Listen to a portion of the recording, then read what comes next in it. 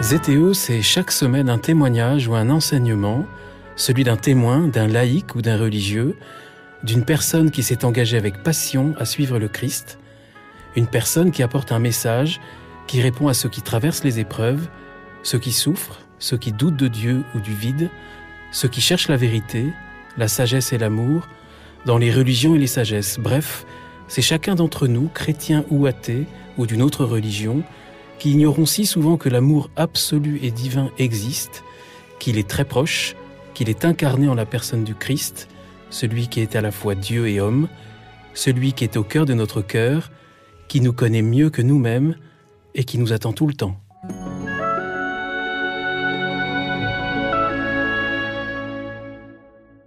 Bonjour chers auditeurs de ZTO, bienvenue pour un nouvel épisode. Je suis Guillaume Devoux, avec la joie de retrouver aujourd'hui Jacqueline Kellen pour sa 4e participation à ZTO. Jacqueline Kellen, bonjour. Bonjour. Merci d'avoir accepté mon invitation. Jacqueline Kellen, vous êtes une exploratrice de la vie intérieure, de la vie mystique. Votre œuvre prolifique est connue du public chrétien, une bonne trentaine d'ouvrages, peut-être même, on va vers les 40 peut-être plutôt. Oui, même 50. Bah vous voyez, donc j'arrive pas à suivre. C'est des ouvrages qui déchiffrent les grands mythes de l'Occident, les grands récits, les grands héros de la littérature, des mythes, quelques grandes figures féminines, comme Marie-Madeleine, que vous suivez, puisque vous lui avez consacré au moins 3 livres. Là, le chiffre est à peu près bon. Oui, oui. Et puis, vous en parlez dans d'autres livres, bien sûr, aussi. Et on avait d'ailleurs consacré à Marie-Madeleine un épisode de ZTO l'été dernier qui a été très écouté.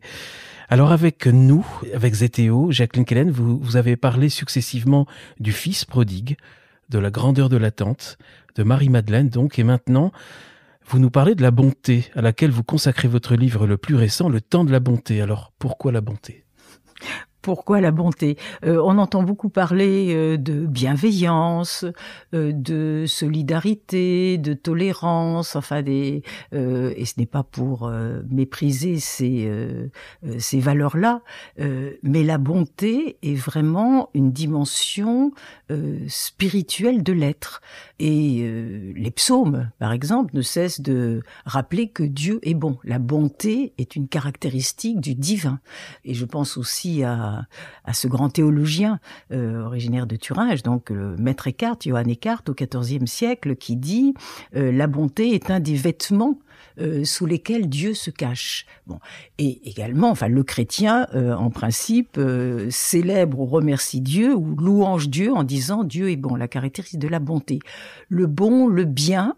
On se souvient aussi que lors de la Genèse, lors de la création, le monde, tout est bon, est créé bon.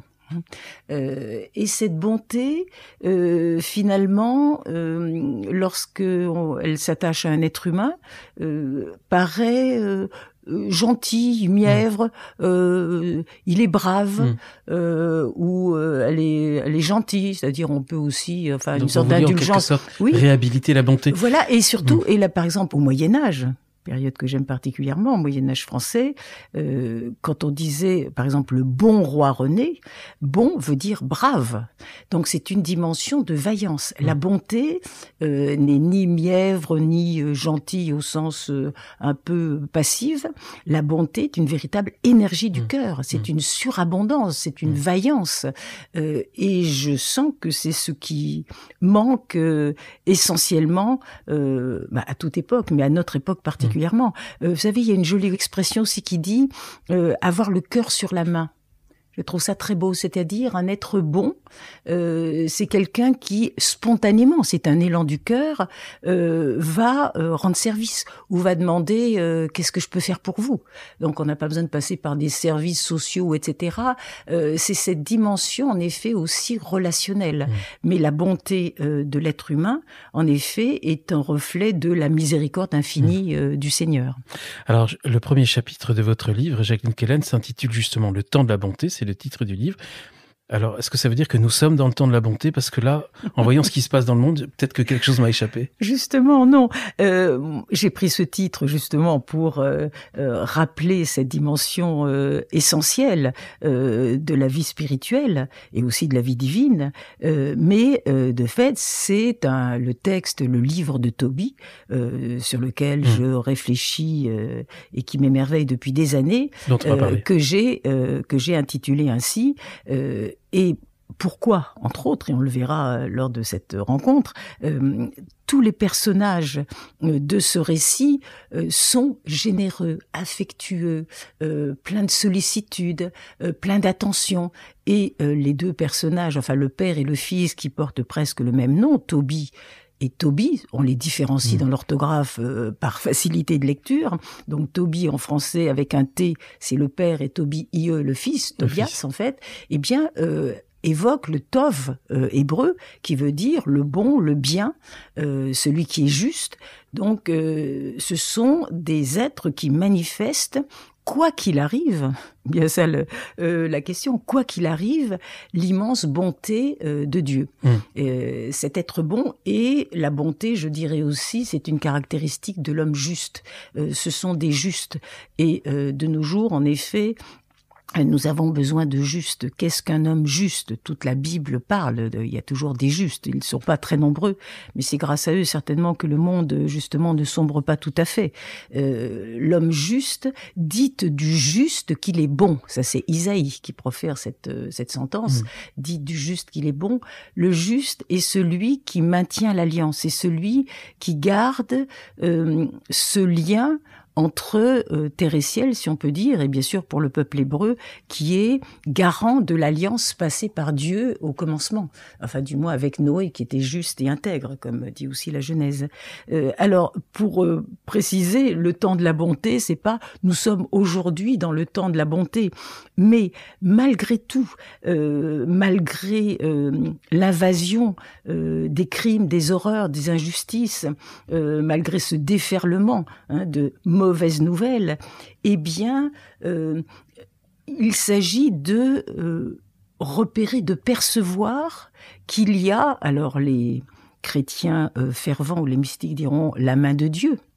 Derrière ces événements, c'est le problème du mal, bien sûr, mais surtout, il y a, c'est la petite musique de l'être vraiment, il y a toujours ici et là, mais c'est une bonté certainement qui passe inaperçue, une bonté discrète, qui fait encore une fois que le monde se maintient. Et moi je me dis, Dieu est extrêmement patient, que Dieu ne perd pas totalement patience et que il n'envoie pas en effet à nouveau un déluge, ou que le monde ne sombre pas tout à fait. Donc le temps de la bonté, il dépend de nous.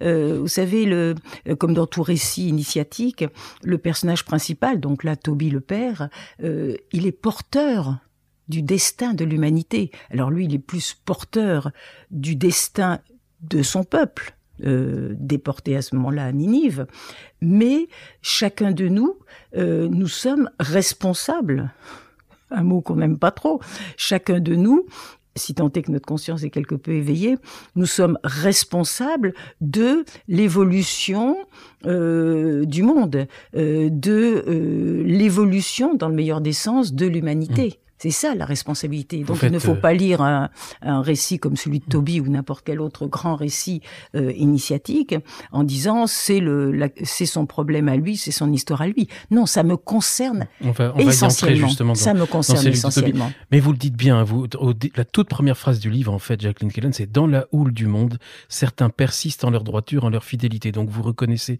cette houle du monde, un monde houleux, mais qu'il a peut-être toujours été. Et vous continuez quelques lignes plus loin en disant « Les hommes bons s'efforcent d'être justes et sans être parfaits, ils sèment autour d'eux la bonté. » Et alors justement, une chose me marque au fur et à mesure que j'ai la joie de conduire Zétéo et d'autres podcasts chrétiens, ce sont mes rencontres avec des personnes rayonnantes de bonté. J'avoue qu'avant, je m'étais pas rendu compte qu'il y avait des personnes aussi bonnes. Il y en a. Elles sont pas nombreuses, mais il y en a. Et ce livre, en fait, votre livre, il permet de mettre la lumière sur des très beaux personnages, très simples, mais très beaux de la Bible. Tout à fait. C'est vraiment cette dimension profonde quand on dit l'humanité d'un personnage. Ça aussi, ça peut nous faire donc notre caractéristique d'humanité. Hein, ce n'est pas nous raisonnons, nous avons des mains, un langage articulé, etc. Avoir de l'humanité. Voilà, c'est Comment ça se notre fait-il qu'il y en a si dimension. peu d'hommes bons, en fait? Parce que on a l'impression qu'en fait, il y a une masse assez énorme, un peu indifférente Oui. d'hommes qui sont plus ou moins bons. Il y en a pas beaucoup qui sont vraiment mauvais, mais il y en a quand même. Oui, et là ils font... il y en a peut-être plus qui sont vraiment mauvais que d'autres qui sont vraiment bons. Je ne sais pas comment... la proportion où sont les plateaux gâteau, de la balance. La proportion du gâteau. Mais pourquoi il y a si peu d'hommes bons, en fait? Alors là, c'est une question immense et métaphysique à laquelle je ne pourrais pas répondre. Mais dans la Bible, encore une fois, puisque ce récit appartient à ce qu'on appelle l'Ancien Testament ou l'Ancienne Alliance, ou la Première Alliance, il est toujours question du petit reste. Et on le sait même sur le plan historique. Les progrès authentiques d'une société, ce n'est pas le fait de tout le monde, de tout le pays, de tous les citoyens, de tous les sujets. Il y a toujours une minorité. Alors on n'aime pas cela parce que on va aussitôt penser à l'élite, à l'aristocratie, etc. Mais oui, il y a dans tous les récits spirituels, il y a une élite qui est d'ordre spirituel. C'est pas une élite liée à l'argent, à la renommée, etc.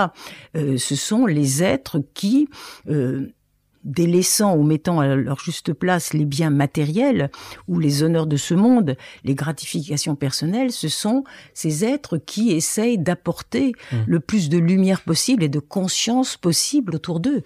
Et l'être, en effet, la bonté, moi c'est une dimension qu'on peut repérer en effet ici là. Moi ça me bouleverse. Et la bonté surtout.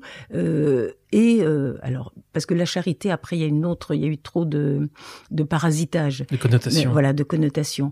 Mais la bonté s'étend, comme on dit, la bonté s'étend sur toutes les créatures, mais un être bon est bon envers bien sûr les animaux, envers il hésitera. Alors ça paraît bien sûr ridicule pour des êtres rationnels. Il s'efforcera, il essaiera de ne pas nuire aussi bien à une fleur, à une plante, etc. Lui, préserver la beauté, la tendresse de la création. Justement, la tendresse de la beauté, la tendresse de la création, Jacqueline Kellen, vous dites que l'homme bon, en fait, c'est celui qui continue de répondre à la bonté de Dieu. Oui. Et pourtant, il peut y avoir des hommes bons qui ne croient pas en Dieu. Ah mais bien sûr.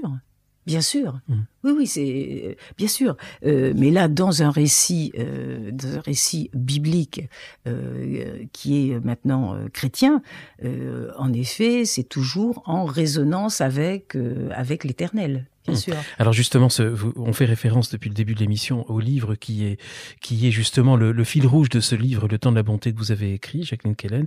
C'est le livre de Tobie, un livre que le grand public ne connaît pas forcément très bien. Moi, je l'avais pas lu, mais je l'ai lu. Et en fait, j'ai passé un moment absolument merveilleux parce que c'est vrai que c'est comme un conte. Et puis, vous le dites, c'est un livre où la grâce baigne le récit tout entier. Ça se lit, c'est très agréable à lire. Oui. Oui. C'est une belle histoire avec que des beaux personnages. Exactement. Qui bénissent, qui sont bons. Voilà. Peu connaissent, et même des chrétiens ou des catholiques, qui ne lisent pas souvent la Bible, mais ne connaissent pas ce livre de Tobie. Mais du moins, alors qu'il a absolument inspiré beaucoup de poètes et surtout de peintres, de maîtres verriers, etc. Et il y a beaucoup de tableaux concernant Tobie. Il y a une belle illustration de votre livre d'ailleurs, Tobie avec l'ange et le chien. On en parlera. Oui, bien sûr. Mais au moins ceux qui ne connaissent pas trop savent qu'il y a en effet un ange, d'où c'est quand même l'origine même de l'ange gardien, donc le Raphaël, qui est le médecin de Dieu. Et puis, il y a aussi vaguement l'histoire, ils se souviennent d'un poisson. Il y a un poisson. Et en général, si on va dans un musée et on repère un jeune homme qui tient un poisson, à côté de lui, il y a un ange, on se dit, là, certainement, c'est l'histoire de Tobie. Mais en effet, ce récit, souvent d'ailleurs, a été classé comme édifiant. C'est une histoire de famille, ça se finit bien, mais au départ, c'est un conte orientale, parce qu'il y a aussi des personnages, il y a bien sûr un gros poisson, il y a un chien aussi assez énigmatique. C'est pour ça qu'on appelle sans doute tous les chiens Toby, enfin beaucoup. Exactement, peut-être, hein. Oui, mais bien sûr. Mais il y a aussi un démon, enfin, il y a le surnaturel, ça se passe aussi en Perse, en Orient, donc ça fait vraiment conte oriental. Et on dit, ou alors c'est moralisateur. Vous parlez aussi vous avez parlé, Jacqueline Quelen, de la dimension initiatique, comme s'il y avait plusieurs niveaux de lecture. Bien sûr. Parce mais que comme celui-là, dans les grands mythes. Cette lecture est très facile pour le livre de Toby. Tout à fait, mais comme dans les grands mythes. Dans les grands mythes, on peut lire au premier degré une histoire et ce n'est pas comme dans les contes. C'est tout à fait possible. La lecture littérale et agréable, donc là, d'un homme qui, devenu aveugle, envoie son fils récupérer un trésor, etc. Bon, et chemin faisant, eh bien, il y aura un mariage et puis au retour, une guérison et puis tout finit bien. Donc là, pourquoi pas, c'est agréable, ça enchante, ça fait un peu peur parce qu'il y a un démon, il y a le surnaturel qui est présent, mais il y a aussi toujours creuser, aller vers l'intérieur, puisque tous les plans résonnent. Ce que nous vivons dans ce monde-ci a des répercussions ou résonne, c'est le propre même de la symbolique, résonne avec le monde d'en haut, si tant est que on révère encore, ou on croit encore au monde d'en haut, au monde supérieur. Et à ce moment-là, de toute façon, c'est l'histoire aussi d'une âme. Ce n'est pas un récit fictif, mais ce sont les événements de l'âme.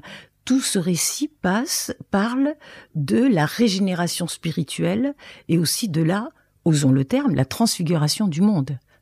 Et ça me concerne essentiellement. Quand je dis c'est-à-dire chaque lecteur est concerné, en effet, par est-ce que je reste à me plaindre ou à maudire, pire, dans ce monde envahi par le malheur et l'injustice et la persécution, ou est-ce que je creuse en moi, et je fais silence aussi, pour percevoir d'autres réalités à l'œuvre dans les coulisses, derrière l'écran de ce monde.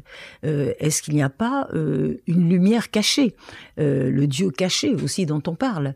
Donc c'est tout un cheminement à travers les épreuves qui sont inhérentes à notre existence, inhérentes à ce monde aussi. C'est tout un cheminement pour aller vers la louange et la gloire de Dieu. Moi, il y a un terme, au début, même ce livre, je voulais l'intituler, et puis c'était peut-être trop intellectuel, je dirais, je voulais l'appeler brouhaha et bénédiction. J'aime bien le terme brouhaha. Et comme j'aime bien sûr les mots et j'aime la langue française, et j'aime l'étymologie, je suis allée voir dans mon cher dictionnaire étymologique que j'ai gardé de mes études de lettres classiques. Et brouhaha, quelle merveille! En fait, c'est une onomatopée, une déformation qui vient d'un terme hébreu, de mots hébreux, d'une prière qui veut dire béni soit celui qui vient. Bon, Baruch Harba. Bon, je ne suis pas hébraïsante, et ça a donné parce que les Français de cette époque-là entendaient les Juifs, en effet, non pas bredouiller, mais psalmodier des bénédictions. Béni soit, béni soit. Et donc, brouhaha, en fait, ça veut dire bénédiction. Tiens. Et je trouve ça extraordinaire. Donc, derrière le brouhaha du monde, celui qui persévère, donc le juste, c'est celui qui, quoi qu'il arrive, reste droit, suit son chemin de droiture et de parfaite intégrité. Donc, et le juste est celui qui finit par percevoir à travers le brouhaha du monde cette bénédiction. Tout est louange et tout est bénédiction. Et tout est tourné vers la gloire de Dieu. Mais quel sacré chemin. Oui, et quel chemin et quelles épreuves. Parce que, pour dire en quelques mots, c'est un livre où il y a deux personnages qui sont dans l'épreuve. Toby, le père, Toby avec un T, et puis Sarah, dont on va un petit peu parler. Et ils sont en même temps, on a ce sentiment qu'ils sont très seuls. Tout en étant entourés, parce que Toby a sa famille, Sarah aussi a sa famille, mais en même temps, ils sont... C'est ce sentiment d'être seul devant l'épreuve. Mais dans l'épreuve, oui, on ne veut pas l'admettre. Dans l'épreuve, nous sommes seuls, et dans le grand voyage, nous serons seuls. Alors on oublie, et tant mieux. On atténue en disant accompagnement des mourants, pour prendre la formule, ou tant mieux si en effet le jour du grand passage, il y a près de vous, des êtres chers, au moins un, ou un chat, un chien, une fleur, mais Nous sommes seuls à passer le grand passage. Et dans la maladie, en effet, même si nous sommes entourés, ça c'est le tragique de la condition humaine. C'est moi qui vis l'épreuve, c'est moi qui vis la maladie, ce n'est pas même... et c'est terrible quand chacun a pu le vivre. Un être cher qui est accablé par une épreuve, si fort soit mon amour, si fort soit mon amitié, etc., eh bien je ne peux pas prendre sur moi d'une certaine façon, où je peux prier, je peux entourer la personne, mais c'est à lui ou à elle que ça arrive. Mais c'est beau en même temps, parce que ça rappelle toujours, cette solitude-là, rappelle la singularité de l'être humain. Nous sommes irremplaçables, nous sommes uniques et irremplaçables. C'est à lui, c'est à elle, c'est à vous, c'est à moi que ça arrive. Hein. Donc moi, je dois être à la hauteur, c'est terrible. Alors, Tobie, il est à la hauteur, heureusement. Lui, il est quand même, vous dites, lui seul demeure dans la fidélité, c'est un juste, il habite à Ninive. Donc déporté, il est déporté. Il est déporté, donc sa famille est dans l'épreuve, l'exil, et lui-même se rend quand même, il respecte tous les rituels, il fait même le pèlerinage à Jérusalem, parfois seul. Oui, il est parfaitement, c'est le juste accompli, ou l'homme pieux, généreux, et qui, par mansuétude, bonté, en effet, enterre les défunts, enfin, qui est un devoir sacré. Il y a beaucoup de morts dans ce livre, on enterre les morts. C'est pour ça que c'est un thème. Lui, il enterre les morts tout le temps. Voilà, et au fond, derrière, si on ne voit que ça, on dit, il y a que des morts, des tombes, le fossoyeur, etc. Et justement, pourquoi, là, justement on perd la vue, on perd cœur devant cet accablement, devant cette accumulation d'épreuves et de morts et d'injustices. Et de fait, le thème que moi je ressens qui court à travers tout ce récit, c'est le thème de la résurrection, justement. De la résurrection des défunts. Et ça se termine ainsi. Et c'est intéressant pour l'histoire, enfin, je ne suis pas bibliste ou théologienne, mais j'ai quand même assez lu et étudié les textes. Pendant des siècles, les Hébreux n'imaginaient pas du tout une résurrection. Après la mort, bon, il y avait le shéol et c'est tout. Et c'est peu à peu que émerge dans ce peuple, au sein de cette religion, l'idée, l'image, après la croyance et la foi en une résurrection des morts. Alors que les Égyptiens, par exemple, depuis longtemps, avec leur embaumement, enfin leur momification, eux, ils préparaient le corps glorieux. Donc et là, on est à l'époque où, 2e, 3e siècle avant Jésus-Christ, où va en effet, dans le livre de Daniel, même époque, presque s'affirmer, en effet, que la résurrection est surtout pour les justes. Et les justes, ils resplendiront comme le firmament, comme les étoiles, etc. Donc la mort n'est pas une fin définitive, mais il y a pour les justes, en effet, cette résurrection. Tobie, justement, il est l'exemple du juste, puisque lui, il vit tout, il a droit à tout dans sa vie, son comportement lui vaudra faveur et élection, tantôt disgrâce et condamnation. Oui, et il persévère. Mais là, dans beaucoup de contes, y compris des contes des Mille et Une Nuits, dans beaucoup de mythes, le juste est celui, enfin par sa dimension spirituelle, mais ce n'est pas donné, qui se maintient au-dessus de tous les aléas de l'existence. Vous savez, au Moyen-Âge, pareil dans les cathédrales, on le voit souvent, c'est à l'extérieur et façade nord, vous avez la représentation de la roue de fortune. C'est magnifique. Et la roue de fortune, en effet, c'est la roue du monde.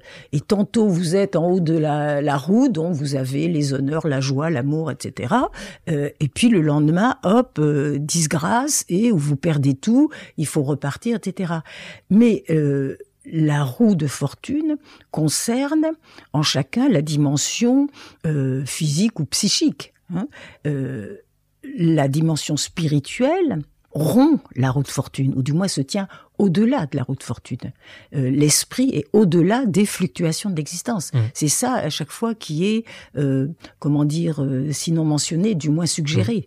Et le juste qui se tient au sommet, la fine pointe de l'âme, le juste qui se tient, qui essaye, avec l'aide de Dieu, bien sûr, de se tenir dans cette dimension supérieure spirituelle, eh bien, il traverse les épreuves. Parce qu'il n'est pas à l'abri. Hein. Parce que nul n'est à l'abri. Mais bien sûr que non. Et il n'est pas épargné. C'est pas parce qu'il est juste ou il est bon qu'il sera épargné. Ça, c'est aussi une loi qui nous choque. C'est comme l'innocent. Pourquoi l'innocent est condamné? Pourquoi l'innocent, comme l'agneau, va à l'abattoir, etc. Donc ça, c'est notre vision très humaine ou terrestre des choses. Donc le juste est celui qui essaye qui n'est pas atteint profondément par les fluctuations de l'existence et par les épreuves.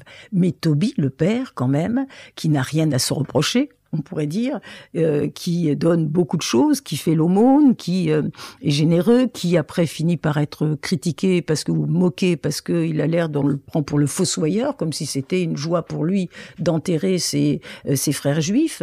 Eh bien, un jour, il finit par être atteint de cécité.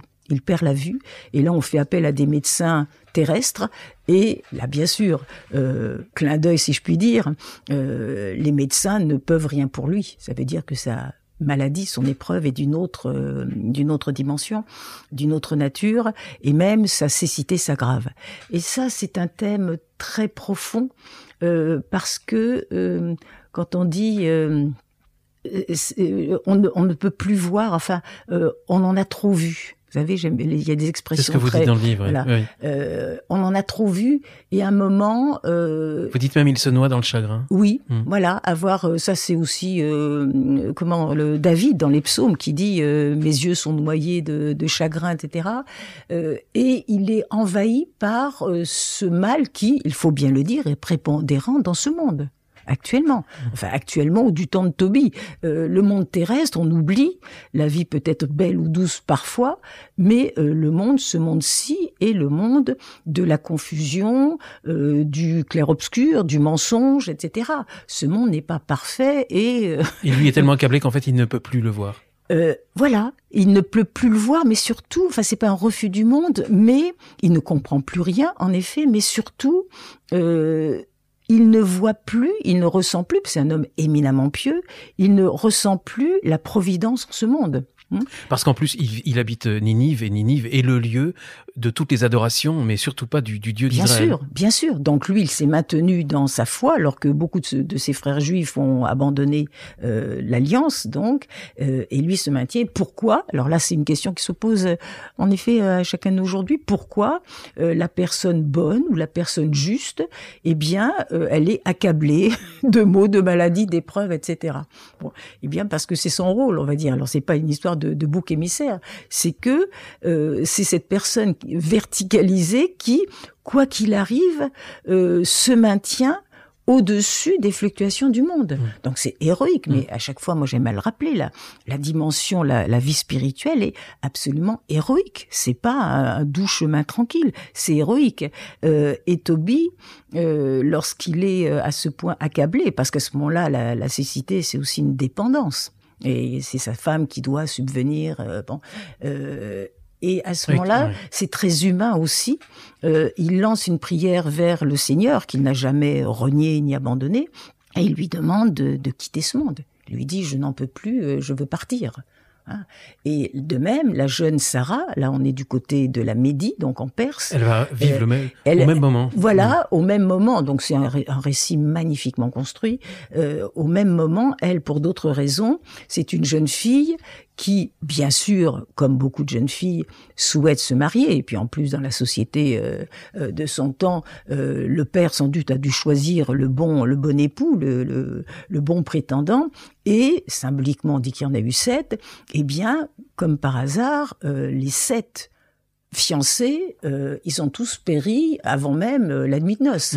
Et c'est expliqué, une certaine explication, en disant, dans le récit, en fait, c'est un démon, Asmodée, qui, jaloux, empêche ses noces. Bon. Donc Sarah est sous emprise d'un démon, donc Et elle est bien sûr malheureuse et elle ne comprend pas parce qu'elle aussi est innocente. Son prénom veut dire la princesse, mais elle est innocente, elle a rien à se reprocher et elle se demande mais pourquoi moi? Quand on dit pourquoi moi, en quoi ne puis-je pas moi me marier, trouver, etc. L'homme qui me convient et du moins ou qui est prévu par Dieu, puisque c'est cette dimension-là aussi, et ce qui cause son désespoir, parce qu'il faut parler de désespoir. L'homme juste n'est pas épargné, il n'est pas épargné non plus contre le désespoir, il faut le dire, puisqu'il y a cette tentative, cette tentation du moins de suicide. Oui, elle-même, elle monte dans la chambre Sarah, haute. alors à un moment, le déclic, si je puis dire, enfin la goutte d'eau qui fait déborder le calice du désespoir, c'est quand une de ses servantes l'accuse, en fait, c'est elle qui étouffe ses maris. Hein, c'est toi, et d'ailleurs elle l'a maudit même en disant de toute façon elle l'a maudit, elle lui souhaite la mort et elle t'aura jamais d'enfant.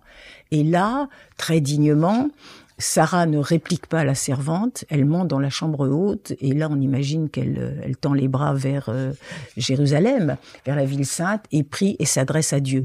Parce que, mais on trouve ça dans beaucoup de, je pense à un autre récit, c'est dans Daniel, même époque, 2e siècle, avant Jésus-Christ, où le récit de Suzanne aussi, qui est accablée injustement. Et à un moment, on ne peut plus, il n'y a plus d'interlocuteur sur terre. Le seul interlocuteur pour demander justice, c'est le Très-Haut. Ce qui est justement très étonnant, c'est le rapprochement, c'est la similitude entre Tobie et Sarah, puisque l'un comme l'autre ne veulent plus s'entendre outragés. Voilà. Ça, vous l'avez remarqué. Oui. Et vous citez Ben Sira dans votre livre, ce verset dans la Bible. Bien des gens sont tombés par l'épée, mais beaucoup plus ont péri par la langue. Oui. Et alors là, hélas, c'est quelque chose d'actuel ou du moins d'intemporel. Moi, cette idée d'outrage, d'injure, d'insulte, nous baignons là-dedans. Maintenant, c'est à tous les niveaux. Enfin, même, on se dit dans le monde politique, on pensait qu'il y aurait quelques, réserves ou maîtrise de soi, et on s'insulte et la moindre, les termes orduriers. Et je trouve ça gravissime. Ou, vous savez, c'est l'expression quand il y a quelque chose de vraiment d'offensant, et on l'a entendu, d'hommes politiques disant il n'y a pas mort d'homme. Et comme si c'est pas grave, il n'y a pas de mort d'homme. Tant qu'on n'est pas en 1000 morceaux, on peut vous insulter, on peut porter atteinte à votre dignité, trahir vos secrets. Ça, je trouve ça quelque chose de vraiment épouvantable, mais surtout, je me dis, il y a aussi l'idée, on revient à la bonté, l'homme bon ou l'homme juste. Alors là, Tobie, Sarah, la jeune femme qui est juste, elle est innocente aussi, elle ne se laisse pas insulter, c'est-à-dire que ce sont des êtres aussi forts. Hein. Donc elle ne va pas, je vais faire exprès de prendre un terme prosaïque, elle va pas cogner, elle va pas dire des choses, des insultes à son tour. Mais elle refuse, et je trouve ça très intéressant, que la fin de chaque prière du vieux Tobie, si on peut dire, du père Tobie le père, et de la jeune Sarah, d'un côté à Ninive, de l'autre côté à Ecbatane, donc en Perse, en Médie, eh bien, à la fin, c'est « je ne veux plus être outragé ». Bon, alors ce n'est pas de l'ordre du narcissisme, on dirait, c'est pas mon petit personnage qui est insulté, ce n'est pas de la susceptibilité, mais c'est-à-dire quelqu'un qui insulte dans un contexte juif ou chrétien, judéo-chrétien, celui qui m'insulte, mais aussi aujourd'hui, indépendamment du judaïsme et du christianisme, la personne qui m'insulte porte atteinte à l'image divine en moi. C'est ça, la véritable dignité de l'être humain. On parle beaucoup de dignité de l'homme, etc., ou de l'être humain, mais non.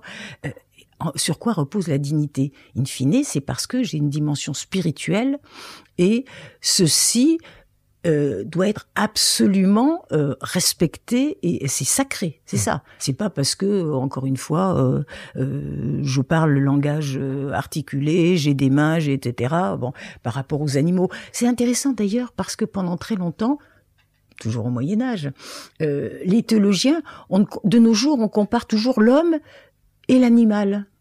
L'homme, il est supérieur parce qu'il a ceci par rapport à l'animal. Alors que, y compris, je crois, le grand Thomas d'Aquin, on comparait l'homme à l'ange. C'est intéressant. Et donc, en quoi l'homme, il n'est pas comme l'ange. Donc, c'est très différent comme motif de comparaison.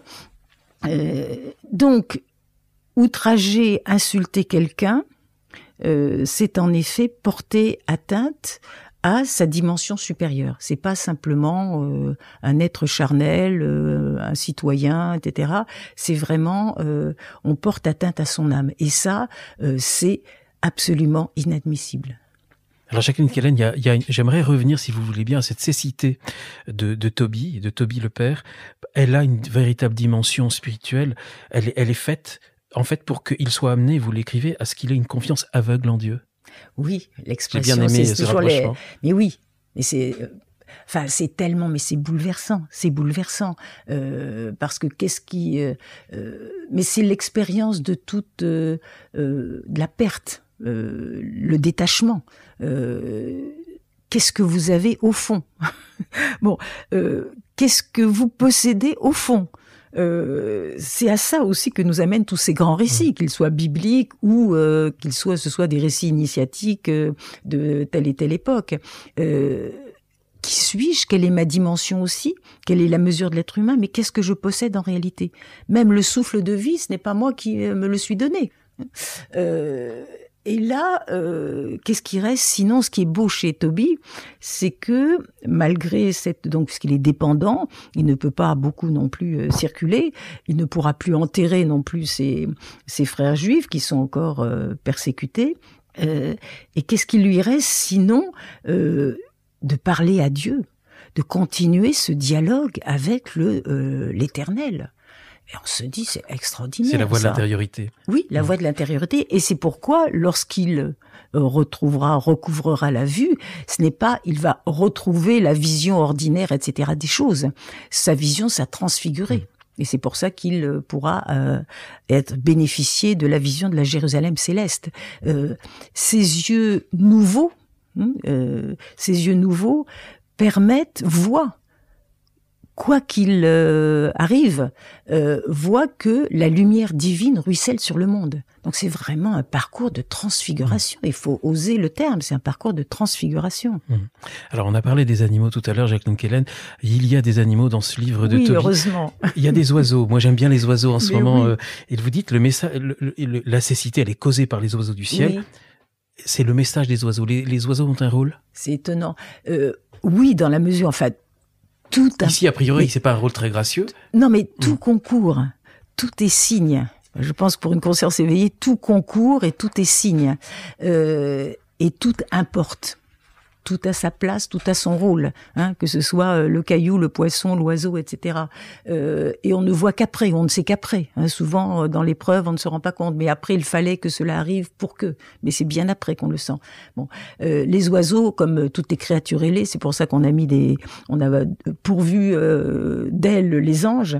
Eh bien, signifient des signes célestes. Des signes célestes. Donc c'est encore un lien. C'est encore un lien.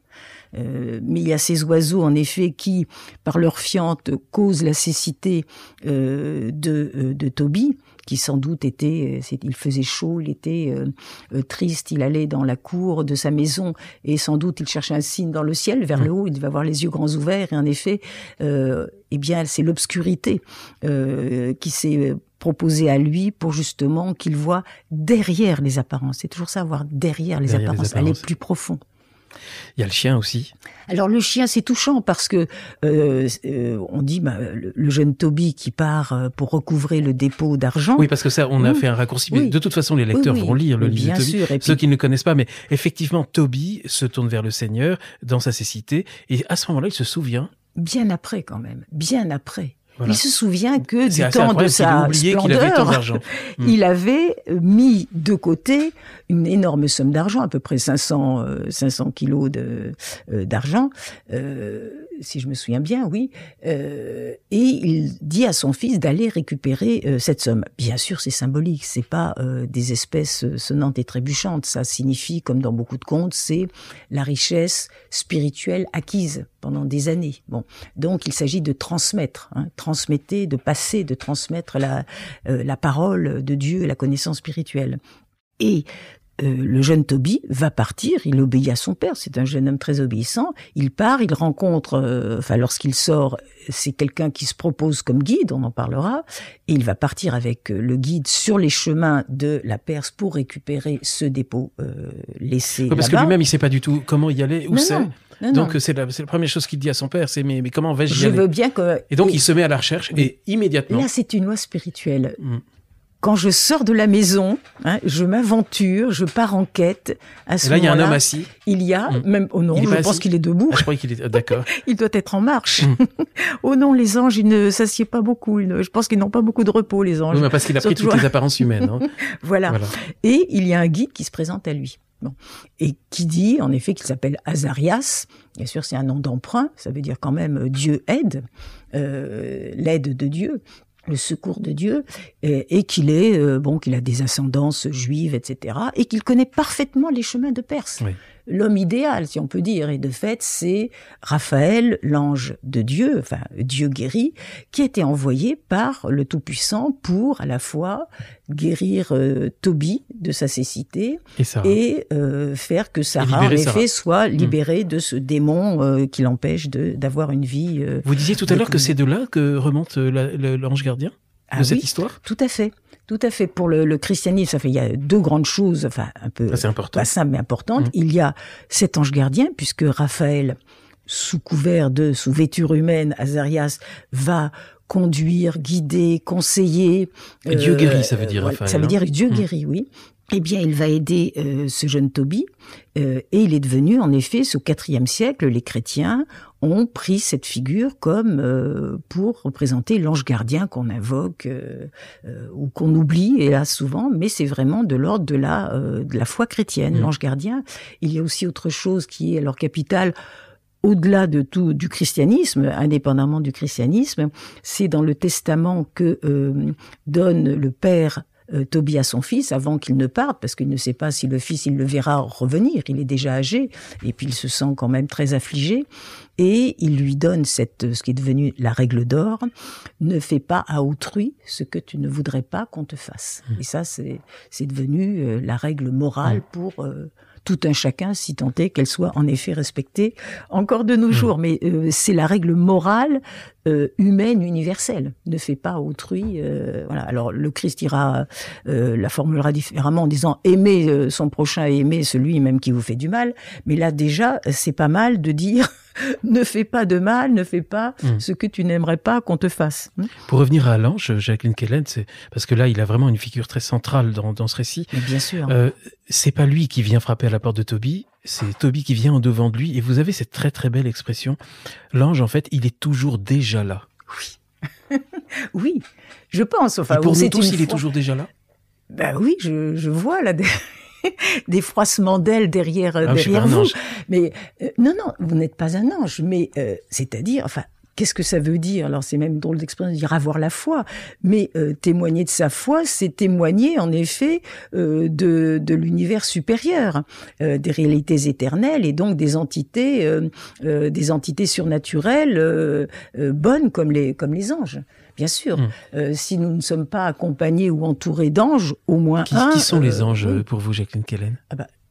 Pas que pour moi, les anges sont les messagers célestes, les messagers célestes envoyés auprès des humains pour diverses charges. Vous dites, vous écrivez dans votre livre que l'ange n'est pas fondamentalement autre que Tobie. Il n'est pas extérieur à Tobie. Vous dites qu'il figure son individualité spirituelle, sa nature célestielle. Voilà.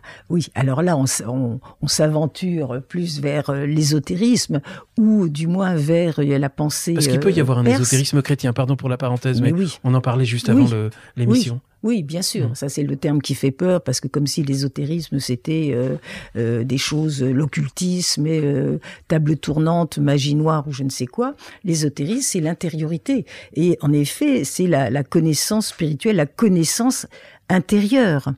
Ne pas rester attaché à l'extériorité, à la lettre, au littéralisme des textes. Donc, c'est aller vers l'intérieur. Et bien sûr, d'un point de vue, religieux, exotérique, si on peut dire, les anges, en effet, sont des messagers célestes envoyés auprès des humains pour diverses missions. Donc là, Raphaël, c'est pour guérir, pour etc. Le médecin de Dieu. Mais quand on pense aussi à notre dimension, je pense que nous avons, si on ne l'a pas complètement étouffé, cette dimension angélique. Et ce Raphaël qui accompagne le jeune Tobie, au début d'ailleurs il dit mon ami, après il s'appelle frère, c'est comme si en effet c'était son image céleste. Mais là, on est beaucoup plus dans une croyance, une religion magnifique qui est la religion mazdéenne, et qui est antérieure à... Qui vient de Perse. Qui vient de Perse. Et donc là, comme par hasard, ils vont en Perse. Et l'ange Raphaël dit, je connais très très bien la Perse. Et c'est pourquoi certainement ce texte n'a pas été accepté dans le canon hébraïque. Le texte, le livre de Tobie, on le trouve bien sûr dans la Bible catholique et la Bible orthodoxe, mais pas dans la Bible protestante et pas dans le canon hébraïque. Parce que la religion mazdéenne, qui révère Ahura Mazda, qui est le Dieu sage, bon, le grand Dieu de lumière, et qui est une religion qui est totalement une religion de transfiguration, de lumière et de transfiguration, qui aussi parle du Sauveur. Et on a parlé de religion dualiste, pas particulièrement parce que, en fait, non, mais c'est une religion aussi qui insiste sur le combat, moi qui m'est ô combien cher, sur Terre, entre les forces de lumière et les forces de ténèbres. Alors on dira facilement c'est le manichéisme, mais nous avons en effet, si nous avons la foi, à combattre le mal, pas simplement en nous, mais aussi autour de nous, ou à le démasquer. Et il y a dans la religion du mazdéisme chaque individu sur Terre a en effet, mais c'est pas une possession, mais en effet une image céleste, un double céleste, un double angélique. Et d'ailleurs, c'est ce double angélique, enfin la Daïna, et moi je trouve ça très intéressant d'ailleurs, que lors du passage, justement, il verra venir à sa rencontre cette image-là de la Daïna, d'ailleurs son image, et là il la verra dans la mesure où il l'a honorée, gardée lumineuse, ou bien il l'aura souillée de tous ses manquements, ses péchés, ses crimes, etc. Et donc le fait d'avoir, je trouve, une image céleste, vous savez, je pense au fameux roman tout à fait extraordinaire de Oscar Wilde, Le portrait de Dorian Gray, c'est tout à fait ça.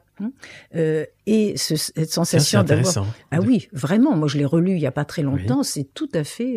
Mais sous cet angle-là, je ne l'ai pas vu. Oui. Puisque lui, il a l'air toujours jeune et beau et charmant et séduisant, le Dorian Gray. C'est son tableau Le tableau, qui voilà, se souille et se charge de toutes les horreurs ou les bêtises ou pire qu'il fait, ou les crimes même qu'il commet.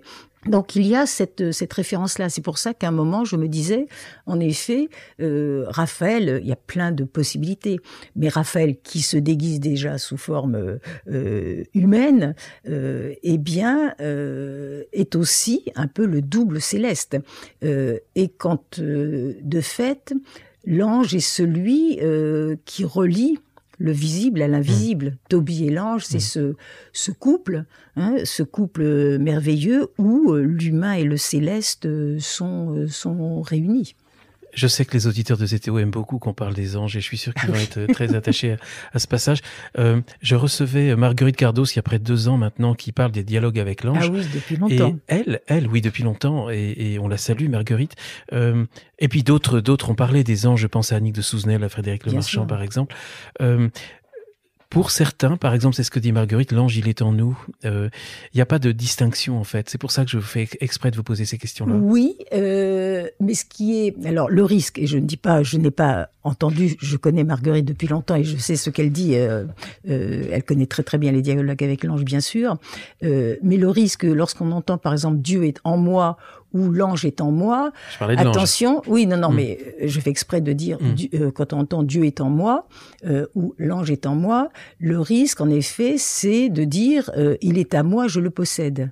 C'est pour ça que il y a ce double aspect. C'est pas ce qu'elle dit, Marguerite. Non, moi justement, je me permets pas de dire ça, mais de dire quand on dit est en moi. attention, il y a toujours le risque de dire il est à moi et il est presque moi. C'est pour ça que je rappelle que l'ange est tout de même envoyé par la transcendance. Il y a une transcendance et jamais je ne pourrais m'approprier la transcendance divine. Il vient de la transcendance divine qu'il a créée. Les anges sont des créatures de Dieu, supérieures aux humains, mais ce sont des créatures de Dieu et donc jamais je ne pourrais non plus m'approprier un ange, mais je peux marcher en sa compagnie, ou je peux accepter la main ou l'aile qu'il me tend. Oui. Vous pensez à votre ange gardien tous les jours ? Non, hélas, mais j'espère qu'il est là. Mais de fait, mais l'ange gardien, pas particulièrement parce que, non pas parce que ça fait enfantin, mais c'est joli pour les enfants, il y a l'ange gardien qui protège, etc. Mais de fait, vous voyez, là, il y a dans chaque pièce, et j'ai fait exprès, enfin j'en ai pas beaucoup dans cet appartement, il y a une image d'ange. Absolument, voilà, pour me dire que tous les règnes soient représentés. Donc il y a des pierres, il y a des fleurs ou des plantes. Je confirme.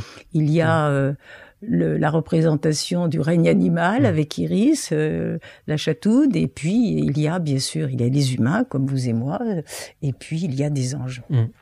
Vous parlez justement, Jacqueline Quelen, de l'importance des messages qui viennent du ciel, de ces signes que l'on reçoit.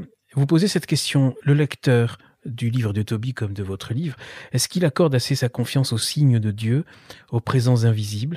Son cœur est-il assez limpide pour se laisser guider par eux ? Parce que, vous continuez, le monde invisible est sans cesse présent, mais ni les sens corporels, ni le cerveau présomptueux ne sauraient l'appréhender ni l'accueillir. C'est une question d'accueil intérieur. Oui, mais surtout, la plupart des humains sont tellement encombrés d'eux-mêmes. Ils n'ont le regard, les préoccupations sont uniquement autour de son petit moi ou son énorme moi, que plus rien d'autre n'apparaît, tout simplement. Dans toutes les traditions spirituelles ou philosophiques, il s'agit déjà de se quitter, enfin de prendre du recul, de prendre de la distance, et donc de cesser de tourner autour de soi. Donc le jour où, en effet, on n'est pas en train de toujours s'observer, se contempler ou se manger soi-même, s'auto-dévorer, s'auto-regarder. Se développer personnellement. N'en parlons pas. Eh bien, en effet, le monde est immense. Mais le monde est immense et tout vit et tout respire et le monde est magnifique. Donc, la grande question, c'est se désencombrer et quitter, tourner le regard vers ailleurs. C'est ça aussi qu'on appelle la conversion. Regarder vers soi, c'est tourner son regard vers autrui et après vers l'autre monde. Bien sûr. On avait parlé du chien tout à l'heure. Oui. Je reviens parce qu'il y a des amoureux des chiens. Vous dites le chien parce qu'effectivement, il accompagne Tobie et Raphaël. Il est l'excellent guide, le fidèle compagnon terrestre. Oui, bien sûr. Mais même il y a une autre dimension. Bien sûr. Pourquoi le chien s'en va ? C'est très humain, c'est très joli parce que, c'est une expérience humaine de dire en effet, vous partez en voyage, vous partez au coin de la rue et le chien vous suit. Et puis il a aussi le flair. Donc bien sûr, notion élémentaire de fidélité, mais dans ce récit que je vois, moi, initiatique, qui se déroule en effet entre ciel et terre, entre anges et hommes, êtres humains, moi je voyais que ce chien terrestre, souvent on le représente comme un petit chien, genre petit bichon, petit chien de salon sur les tableaux, dans les peintures, mais je pense que c'est plutôt un grand chien solide, parce qu'il aura aussi des kilomètres à faire et un grand voyage. Et puis des montagnes à escalader, à gravir. Je pense que c'est un grand chien. Et moi, bien sûr, je me suis dit, tout ce qui se passe sur Terre se reflète dans le ciel. Le monde d'en haut et le monde d'en bas communiquent. Et cela renvoie au grand chien céleste. Donc le chien de Sirius, qui est l'étoile la plus brillante du ciel, puisque nous sommes vraiment dans toute cette thématique magnifique de lumière. Lumière du jour, mais lumière infinie. Et il me semble que non seulement... on peut adopter le point de vue de Sirius, ça veut dire que ce n'est pas simplement l'histoire d'un homme qui ou d'un père et d'un fils qui, etc., mais c'est l'histoire de mon âme qui qui tombe sur terre, qui est en exil, hein, comme le peuple juif qui est en exil en ce monde, et qui subit bien sûr des assauts, des tribulations, qui désespère, qui croit sombrer, et qui finalement va réussir à recouvrer la lumière, retrouver sa patrie originelle. Donc prenons du recul et voyons d'un rôle du point de vue de Sirius, ce point de vue sous le regard de l'éternité. Mais c'est aussi, on peut voir aussi, puisque l'Égypte est également est présente, enfin du moins sa religion, ses croyances, il y a aussi le chien qui est chez les Égyptiens Anubis, qui ouvre, qui est psychopompe. Hein, et c'est votre chat qui est en train de miauler en ce moment. Hein. Il veut se manifester, ça lui plaît pas complètement ce passage. Si, mais là il y a des réalités, je pense, corporelles, appétit. C'est genre l'appétit, le on a repas. presque fini. Mais donc le chien fait penser aussi à cette figure très importante chez les Égyptiens, qui est le dieu Anubis, présenté comme un chien chacal, et qui lui est un conducteur d'âme, psychopompe, qui est lié à l'au-delà, et qui, Anubis, ouvre les portes de l'au-delà. Hein.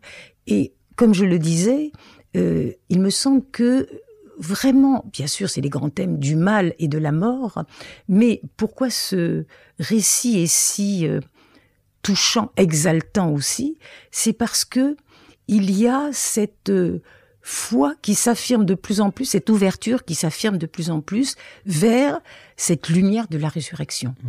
Nous croyons, nous voyons des morts, des maladies, etc.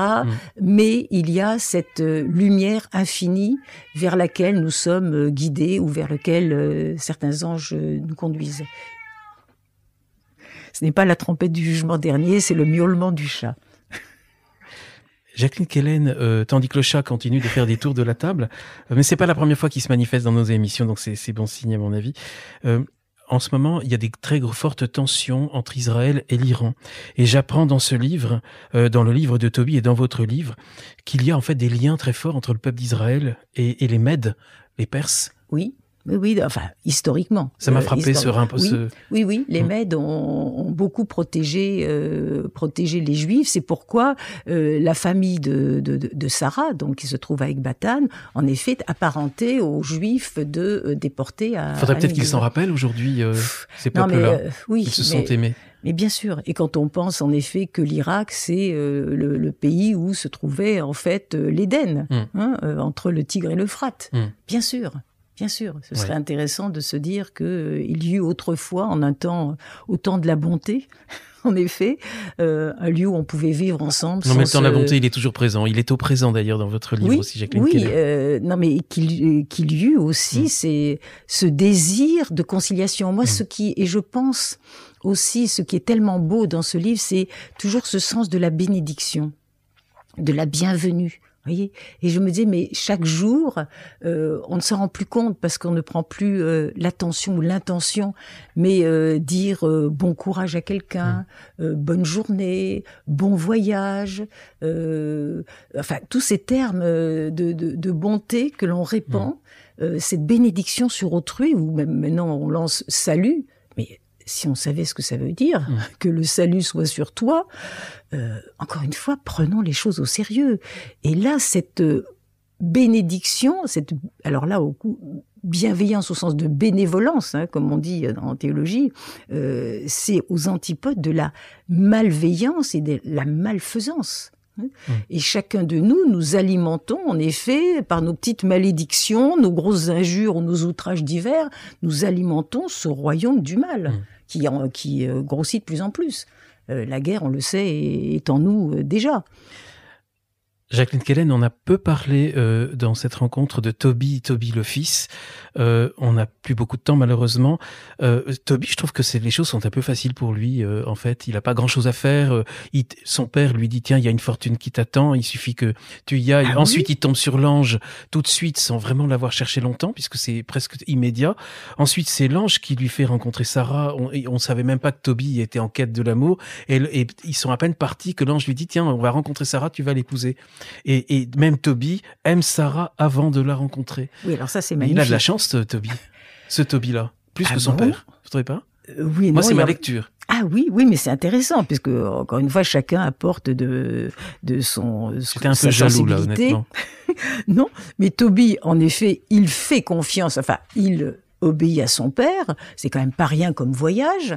Bon, il fait confiance à ce guide qui s'appelle Azarias pour aller récupérer en effet cela. Et après, il y a aussi une séquence avec le poisson. Bon, il manque d'être dévoré par un gros poisson près du fleuve. Et là, c'est pas l'ange qui l'aide, c'est l'ange qui lui dit tu tires ce poisson sur le rivage et tu fais ceci. Oui, c'est à nouveau l'ange qui l'aide. Il fait quand même acte. Non, l'ange lui donne des conseils, mais c'est comme dans la vie spirituelle, nous pouvons avoir des guides ou des anges, mais c'est à nous de faire le premier pas, c'est à nous de nous aventurer, c'est à nous d'expérimenter. Donc, il fait preuve de courage. Et après, en effet, quand l'ange déguisé Raphaël lui dit il y a une jeune fille, etc., et elle t'est promise, hein, Sarah. Et Tobie sait très bien, le jeune, les nouvelles vont vite, il sait très bien que Sarah est maléficiée, à savoir que il risque d'être le 8e sur la liste. Donc c'est quand même un sacré courage, une sacrée espérance. Et d'ailleurs, pour exorciser ce démon Asmodée, certes, il suit les conseils de l'ange, bon, mais il fait le nécessaire. C'est lui qui entre dans la chambre et c'est lui qui fait le nécessaire pour exorciser le démon. C'est pas rien. Si vous pensez que c'est facile d'aller... Alors là, je retire tout ce que j'ai dit sur... Oui. Non, mais... Sur Tobie fils. Bien sûr. Mais il a la chance, en effet. Mais ce qui est joli, c'est que il partait pour récupérer pour son père, donc c'est absolument désintéressé. C'est pour son père qu'il récupère ce trésor, enfin ce trésor, bien sûr, c'est symbolique, ce dépôt confié, ce dépôt de connaissances spirituelles. Et sur le chemin, même avant de récupérer ce trésor, ce dépôt, il rencontre, comme on dirait, la femme de sa vie. Donc c'est très joli parce que ça veut dire ce n'était pas dans son intention, c'était désintéressé, il allait pour son père et en fait il y a quelque chose qu'il reçoit. Alors en ce sens on peut dire il a de la chance comme vous dites, mais je trouve ça très beau que en premier, c'est quand même la piété filiale. C'est aussi un beau terme. Il y a la bonté, il y a la piété filiale. C'est aussi une valeur éminemment, enfin, de la philosophie antique et des sociétés traditionnelles. La piété filiale. Il obéit à son père. Le père et le fils ont le même nom, quasiment le même. Oui, tout à fait. Et vous citez souvent Saint Jérôme qui a beaucoup travaillé ces textes et qui dit en fait père-fils, c'est les deux faces d'un même homme. Oui, mais Saint Jérôme qui a traduit donc en latin. Alors il a ajouté des petits détails de son cru, c'est très intéressant. Mais en effet, dans son texte à lui en latin, il met la même orthographe, ce qui est un peu délicat puisqu'on confond. Mais je pense en effet, je ressens que c'est le même homme, comme on dit le vieil homme et l'homme nouveau. Je suis ce vieil homme accablé par la douleur du monde et effaré devant ma faiblesse ou mon impuissance à faire quoi que ce soit. Mais je suis aussi cet homme intérieur. Alors on retrouve Maître Eckhart, l'homme jeune, l'homme noble, l'homme nouveau. Je suis cet homme intérieur qui ressurgit et qui va sauver le vieil homme. C'est vraiment, je pense que c'est ça, c'est le vieil homme au sens spirituel du terme, l'homme esclave, l'homme triste, etc., l'homme accablé, l'homme mortel, ce qu'on appelle l'homme charnel, l'homme extérieur, et qui est sauvé par l'homme intérieur, la dimension intérieure que représente son fils Tobie. Donc c'est presque le même, en effet, mais c'est ce qui sépare en effet le mortel que nous sommes, notre condition, de notre véritable nature, qui est une nature célestielle, en effet. Alors on a parlé tout à l'heure de la solitude dans l'épreuve, Jacqueline Kellen, et pour finir, si vous voulez bien, 2 ou 3 questions justement à ce sujet, j'aimerais y revenir, parce qu'on a effectivement l'impression que Tobie et Sarah sont mis à l'écart. Ils sont plus dans le corps d'une religion, ils la pratiquent, mais comme je le disais, Tobie va seul au pèlerinage de Jérusalem. On a l'impression qu'ils s'abîment dans leur souffrance et que c'est surtout là qu'ils trouvent leur voie. Comme si, en fait, à un certain niveau d'éveil, peut-être de la vie spirituelle, la pratique religieuse s'effaçait un petit peu au profit d'une vie spirituelle plus dense. Vous êtes d'accord ? Oui, bien sûr. C'est peut-être une des leçons infligées au père, à Tobie le père, lui qui fait tout bien, on pourrait dire, qui suit toutes les prescriptions de sa religion, les jeûnes, les pèlerinages, la dîme, l'aumône, etc. Et peut-être au risque, et le fait d'enterrer aussi, et il risque d'être happé par l'extériorité, de se disperser, et le fait de sa cécité le pousse à regarder, si on peut dire, à l'intérieur. C'est passé en effet de la religion, avec ses dogmes, ses prescriptions, ses rites, etc., à l'intériorité, c'est-à-dire au vrai noyau spirituel. Ça dit en fait la différence qu'il y a entre la spiritualité, la vie intérieure d'un côté, donc ce que vous venez de dire, la religion, la pratique extérieure de l'autre. Tout à fait. Tout à fait. On n'a jamais vraiment fait ce distinguo. J'ai l'impression que c'est de plus en plus présent. Cette distinction entre, en tout cas, moi j'ai pas été élevé dedans. Oui, depuis quelques années. Tout de même. Mais il faut la rappeler sans cesse. Mais surtout, c'est-à-dire il faut expérimenter. Parce que ce qui est au cœur de ça, c'est la notion d'éveil, d'expérience et d'éveil. Tant que je n'ai pas fait l'expérience, alors là on ne parle plus spécialement de Toby, mais tant que je dis je pour chacun de nous, tant que je n'ai pas fait l'expérience de la transcendance, dirait Graf Durkheim, ou l'expérience en effet de l'esprit, tant que je n'ai pas eu cette expérience vivante, inoubliable, mais intransmissible au sens sauf celui qui a vécu cela, etc., tant que je n'ai pas fait cette expérience, tant que la conscience n'a pas été éveillée à une dimension supérieure, je reste dans l'extériorité et je me fais une bonne conscience avec la pratique, les rites, les dogmes, etc. Est-ce qu'on peut dire que la religion, elle est indispensable pour ceux qui ne sont pas encore éveillés spirituellement ? Et puis, elle reste indispensable au niveau d'une pratique collective qui est quand même très importante. Mais le cœur, la source, c'est le spirituel, l'éveil. Une religion, justement, qu'est-ce qu'une religion qui n'est pas ou qui n'est plus initiatique ? C'est un corpus. C'est presque un gros mot, initiatique. Oui, bien sûr. À ce moment-là, c'est pour assurer l'ordre. Ça, c'est Voltaire qui dit ça. La religion, c'est bien comme ça. Les gens, ils font un peu moins de crimes ou de méchanceté. C'est une routine. Il y a beaucoup de pratiques, une pratique rassurante ou routinière, mais le cœur, le noyau, l'amande, etc. du fruit, c'est en effet cet éveil spirituel, cet éveil du cœur ou cet éveil de conscience qui n'empêche pas, après, comme vous dites, la pratique, en effet, mais c'est la pratique qui dépend de cet éveil spirituel. Ça me fait penser à ces religieuses qui, en plein confinement, lorsqu'il y avait des confinements très durs, se sont en fait rendu compte qu'elles étaient éloignées de la possibilité de suivre certains rituels et certaines pratiques religieuses et qu'elles en étaient soulagées parce qu'elles avaient vécu des choses à l'intérieur. Vous souriez. Mais oui, bien sûr, parce que tout ce qui est ça rassure, ce qui est extérieur, visible. Ça rassure. En même temps, la religion, et ça vous enferme aussi. La religion, on pense que c'est elle qui vous donne l'accès au sacrement. C'est la spiritualité. Je peux pas m'administrer les sacrements moi-même.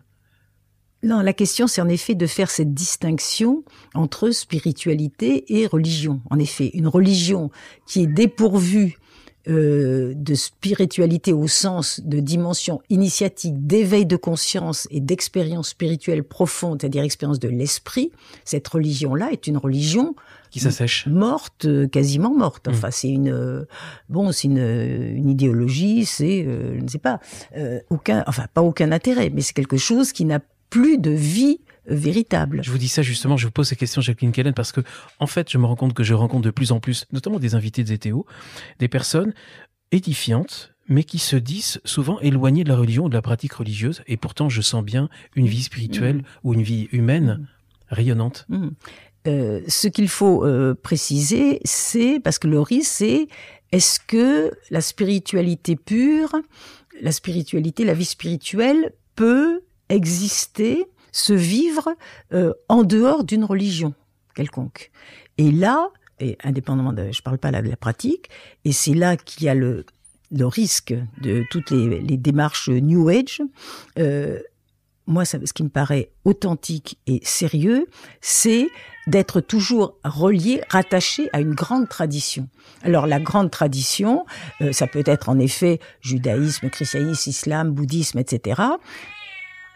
Sur le chat et les auditeurs, on va bientôt finir. Ça peut être aussi une tradition philosophique, épicurisme, y compris donc athéisme, etc. Une tradition, une spiritualité, ça c'était la grande tentation New Age. Une prétendue spiritualité un peu hors sol ou qui n'est reliée à aucune grande tradition religieuse ou philosophique me paraît, sinon suspecte, du moins extrêmement périlleuse. Donc ça reprend, c'est une façon de répondre quand vous dites les Et ça vous sacrements, permet etc. donc d'accorder... Est-ce que c'est important d'être attaché à un corpus, à des dogmes, à la pratique des sacrements? Les dogmes, c'est autre chose. Ils se sont constitués quand on étudie le christianisme. Les dogmes se sont constitués dans les 4-5 premiers siècles. Il y a plein des dogmes du 19e, etc. Donc ça, c'est la foi institutionnelle, humain. Et les sacrements? Les sacrements, ils ont aussi évolué et c'est lié aussi à par exemple, à la religion chrétienne. Dans d'autres religions, il n'y a pas les mêmes sacrements. Donc là aussi, il y a une dimension. Mais je pense simplement à quelque chose que j'ai appris, finalement, relativement récemment. Par exemple, quand on dit l'Église, aujourd'hui, quand on dit l'Église, on pense, dans le catholicisme, l'Église est le corps mystique du Christ. Bon, moi, ça m'a paru toujours un peu étonnant comme formulation, parce que elle est faite aussi, cette Église, d'humains, que ce soit les ecclésiastiques ou les fidèles, donc d'humains vraiment très très imparfaits, très humains au sens terrestre et mortel et infiniment perfectible, mais c'est auparavant, jusqu'au XIIe, XIIIe siècle, le corps mystique du Christ voulait dire, signifier l'Eucharistie. Ça n'a rien à voir. L'Eucharistie, en effet, c'est le corps mystique du Christ. On fera peut-être un épisode de Zétéo un jour sur ces sujets-là, parce que on a déjà, je vous remercie Jacqueline Keller, on a pris beaucoup de temps. Vous-même, vous définissez comment? Comme une personne religieuse ou spirituelle? Ou autrement? Alors, c'est se définir. J'espère vivement et de tout cœur que l'esprit, je souhaite vivement et de tout cœur que l'Esprit Saint, l'Esprit de Dieu, m'accompagne, me guide, me conseille, m'inspire. Oui, c'est cela. C'est cela que je souhaite. Je ne sais pas si c'est une définition, mais c'est la présence que je souhaite jusqu'au bout. Vous travaillez sur quoi là maintenant, Jacqueline Keller, si c'est pas un secret? Alors, je travaille, c'est des thèmes de stage que je vais donner.